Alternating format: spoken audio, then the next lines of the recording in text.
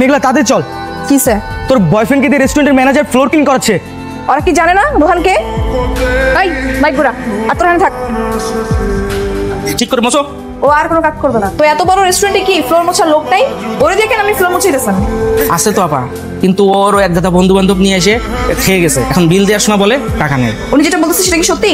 আজকে না সুজনের জন্মদিন ছিল, জন্মদিনের ট্রিট দেওয়ার জন্য আমাদেরকে এখানে নিয়ে আসে। যখন খাওয়া শেষ হলো তখন ওরা বলতেছে ওরা নাকি কেউ মানি ব্যাগ নিয়ে আসে না। আমাকে বললো যে রোহান বিলটা দিয়ে আয়। আমি ওদেরকে বললাম যে আমার কাছে কোনো টাকা নেই, কিন্তু আমার কোনো কথা শুনলোই না।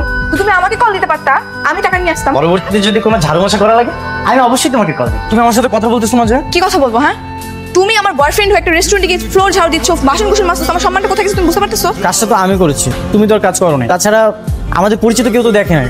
পরিচিত কেউ দেখে নাই না? পরিচিত কেউ যদি না দেখে থাকে তাহলে আমি ওখানে কিভাবে গেলাম? তুমি নিশ্চয়ই আমাকে কল দাও নাই। তুমি কি আমাকে স্বপ্নে দেখেছো?